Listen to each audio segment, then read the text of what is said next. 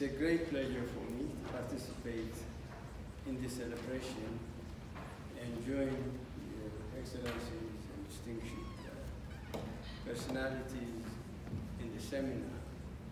Coincidentally, today is also Eritrea's Independence Day, and we had actually thought that we'd operate on non-African time, so we're already behind, and it's probably part of the reason why Africa remains behind also, because time is very valuable, time has value, we should have started on time and finished on time. So I regret to say that we'll have to leave immediately after I finish, because we have another function that was pre-planned. Let me begin by thanking the African students community at the Vrije Universiteit Brussels and for organizing the African Liberation Week and today's commemoration of African Liberation Day, of course at the end of Africa's Liberation Week,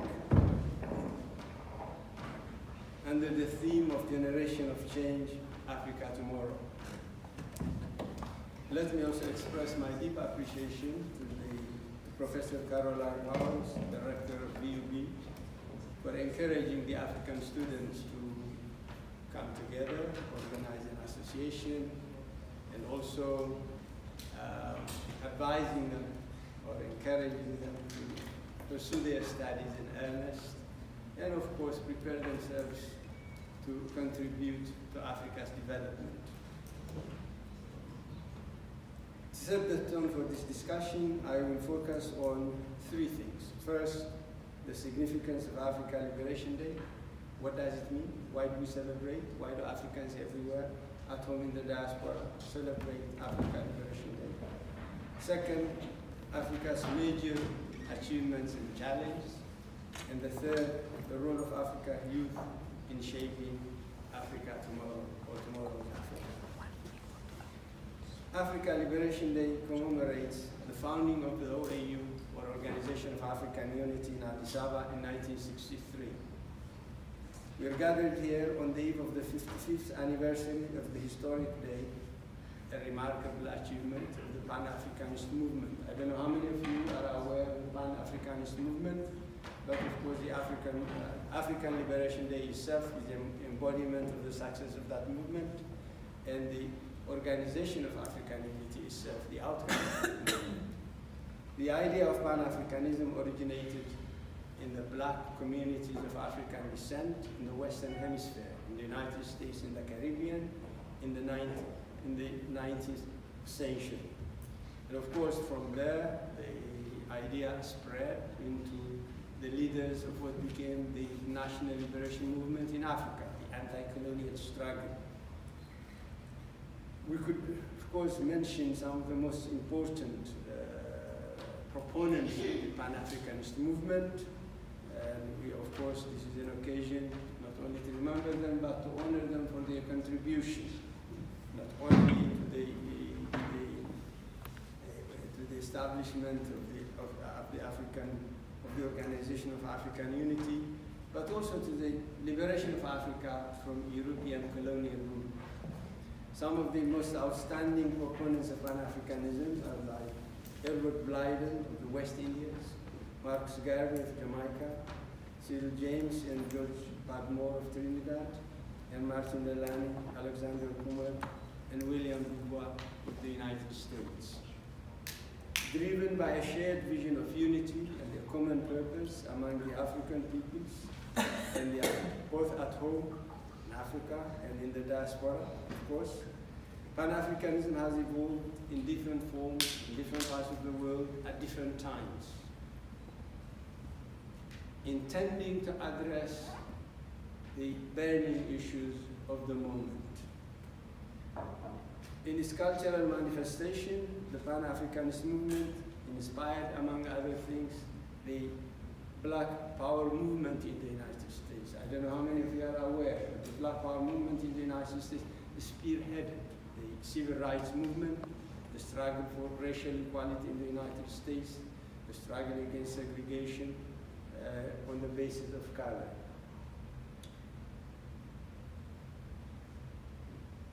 In its political manifestation, Pan-Africanism advocates that peoples of African descent, both in Africa and in the diaspora, come together to promote their common interests. And of course, ideologically, the Pan-Africanist movement struggled or became an instrument for the liberation of Africa, not only from colonial rule, but from, of course, social oppression beyond colonial rule. The national liberation movement in Africa, very much influenced by Pan-Africanist ideology, was really as much for liberation from colonial rule as for fundamental socio-political transformation that would achieve the liberation of Africa from Africans from want and from, of course, all kinds of oppression. The Pan-Africanist idea gathered, of course, prominent Africans also from the continent. Many of the early leaders of the National Liberation Movement, like Kwame Nkrumah, Modibo Keita, Ahmed Bambela, Gamal Abdel Nasser. Of course, Egypt was not directly colonized. It was a semi-colony or a near-colony of the British, but still there was, of course, a revolutionary movement associated with the Pan-Africanist ideology. The early Pan-Africanists, particularly the African national leaders, were divided into three camps. The most, I would say, progressive group was the Casablanca group, and the more conservative group was the Monrovia group, and a small group, the Brazzaville group. The main areas of division was as to whether there should be a United States of Africa that should undo the colonial borders that compartmentalized Africa and build a United States of Africa right away. And those who said, no, we should maintain colonial borders. We should recognize the colonial borders inherited at the time of independence as sacred and inviolable. And that was, of course, really enshrined in the Charter of the African Union, as well as in the first, in the summit of the first Assembly of African Heads of State and Government held in Cairo in 1964, establishing the inviolability of the borders as inherited at colonialism. And of course, despite the fact that there were very significant differences, they all agreed to establish the Organization of African Unity. But even on the eve of its establishment, the proponents of the formation of the United States of Africa, the most prominent of whom was, of course, Kwame Nkrumah, as mentioned earlier, they insisted, they passionately argued for the creation of a United States of Africa, for the elimination of colonial borders, for the establishment of an African economic community, and eventually a political union. But, of course, the opponents, or the gradualists, as we say, carried the day, and the African Union was wedded to the principle of retaining the colonial borders, to the idea of gradual achievement of African unity, etc., etc. So in a way, the OAU, the establishment of the OAU itself, and of course its evolution into the AU, is a product of the Pan-Africanist movement, which started in the Pan-Africanist Conference, the Pan-Africanist Congresses in the beginning of the 20th century, and eventually, of course, into the African Union that we know today. During the last 50, or I should say now, over half a century of independence, Africa has seen some significant achievements, but also faced major challenges. Africa, as we know, is of course a large continent endowed with vast natural resources, a large and growing population, very hardworking population. Yet Africa remains marginalized, the poorest continent. African peoples everywhere we see are really fighting for the very survival to make sure that they have what they need in order to keep skin and bone together, etc., etc. We see Africans now migrating, leaving their countries, and some of them drowning in the Mediterranean, some of them becoming victims of slavery in Libya, etc., etc. We all see that. Why? Why are Africans leaving their countries in droves?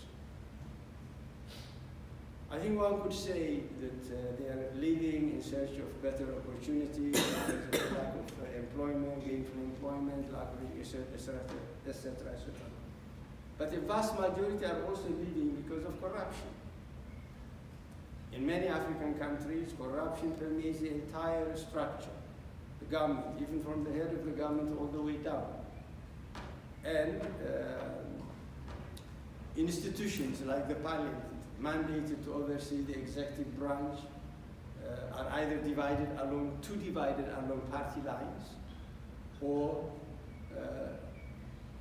too scared of the powers of the executive to exercise their effective mandate of oversight and to make sure that government delivers social goods and services instead of government leaders, officials lining up their pockets at the expense of the population. Despite the many problems that Africa has, of course, we can see also that the OAU, between its establishment in 1963 and its evolution in the AU in 2002, and also after that, the AU have made some very important improvements. They've tried to promote unity and solidarity among the states and peoples of Africa. This is duly enshrined in the former OAU Charter and then in the new Constitutive Act of the African Union. They've tried also to defend the sovereignty and territorial integrity of member states in the context of what they call non-interference in the internal affairs of each member state. They have tried to eradicate all forms of colonialism, including apartheid, from the continent. And perhaps one of the most important steps, Africa has been able to transform the OAU into the AU through the Abuja Treaty that created the African Economic Community, and the CITA Declaration, of course, which provided for the eventual adoption of the Constitutive Act in 2002. The AU has also adopted Agenda 2063 to cover the next 50 years, of course, up to the 100th anniversary of its establishment. Agenda 2063 aims to attain the Pan-Africanist vision of an economically integrated and politically unified Africa. And they have also established the RECs, the Regional Economic Communities, to serve as the building blocks of the future African Economic Community. They have also established the Continental African Free Trade Area, Customs Union, Monetary Union, etc., etc. The AU has also established the APSA, the African Peace and Security Architecture, with all its components, namely the African Continental Early Warning System, the Panel of the Wise, and also the African Stand Force, with its various regional brigades that are associated with the regional economic community. You know, in Africa there are 8 regional economic communities, and the African Standby Brigade is associated with only 5. And of course, finally, we can say that the African Union has adopted the African Charter on Democracy and Governance and the principle of the responsibility to protect, which means the former principle of non-interference that the OAU uses to abide by has been changed into non-indifference in situations of mass atrocity, where the AU commits itself to intervene in the internal affairs of another country, even against the will of the state, of the government of that country. Good achievement, but they mostly remain ink on paper. Implementation has been very difficult and continues to be quite a challenge. Let's take the continental free trade area.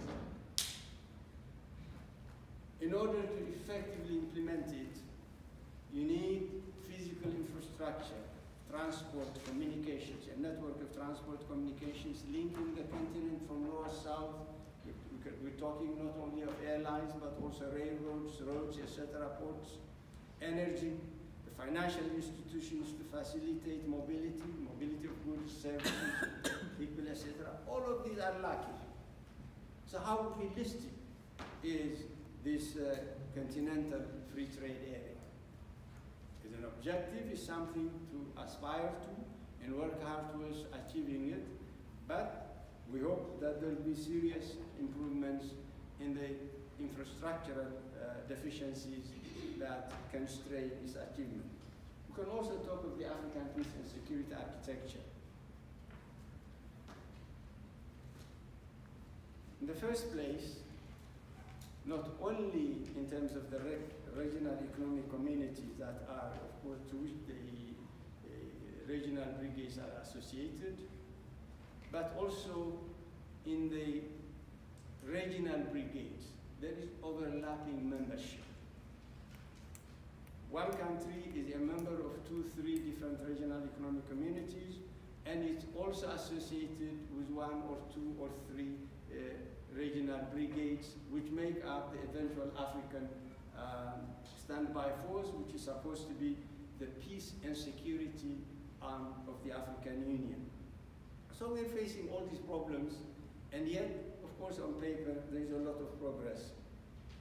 So in order to be able to walk the talk, African states must embrace democratic governance. Of course, there is no universally or commonly accepted definition of governance. But at least there are certain factors which distinguish a democratic from a non-democratic form of government, such as rule of law, such as respect for human rights, such as transparency and accountability, not only in decision and policy making, but also in the management of natural resources and of course both the financial, etc., etc. So African states must, of course, commit themselves to democratic governance in order to be able to deliver the public goods, social goods and services that are essential for the improvement of the human condition in the continent. And also sustained development requires a healthy and educated population. Africa is home to 1.2 billion people, over 60% of whom are under the age of 25. By 2050, the population is projected to double, making Africa the second most populous continent in the world. Africa's rapid population growth is expected to have, of course, pressing socioeconomic and environmental impacts, putting greater strain on scarce resources and, of course, limited services. The vast majority of Africans live of subsistence farming or livestock grazing. And we know, for instance, if we look at the Sahara, there's expansion northward, southwest, eastward, westward. What does it mean? The waterbed is getting deeper. The forest cover is receding, and the desertification is expanding. This in the face of an increasing population pressure. So Africa must also get its act together, speak with one voice in terms of the mitigating actions that are necessary to fight the impact of climate change. Now let's talk about Africa tomorrow. Africa's views were, of course, the lion's share and the major sacrifices during the struggle for independence. Many African countries gained their independence through protracted armed struggle. And the people who actually carried out the burden, the main burden of that protracted armed struggle for national liberation are young men and women. Even during the Cold War, when Africa became the battleground of proxy warfare between East and West, it was young men and women who were again fighting these wars, or these proxy wars, if you like. And of course, even today, young men and women are bearing the main burden of Africa's interstate, intrastate, and interassigned violent conflicts. African youth, young men and women, are also the main drivers of Africa's development. But to play their role very effectively, they must also be properly educated. There must be meaningful education at the primary, secondary, and tertiary levels to equip Africans to not only actualize their own potential, but also to make a significant contribution to the development of Africa in a way in the various fields. As Africans, and especially as Pan-Africanists, we like to see Africa on the move. A dynamic Africa that conquers its challenge, puts its destiny in its own hands, and also attains economic integration and political union.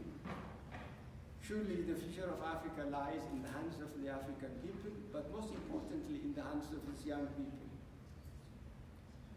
And these young people are both at home and in the diaspora, and I'll say one word about the diaspora. The diaspora, the African diaspora, of course, it has some history, is well positioned to make a very significant contribution, not only to solving African problems, but to accelerating Africa's development. Why? Because they have access to better education, better financial resources, they're intimately linked with their home countries, with their home communities. They can also become links between investors to promote foreign direct investment in their home countries. They can go back with seed money, with the skills and knowledge, know-how, equipped to make a difference in their home countries.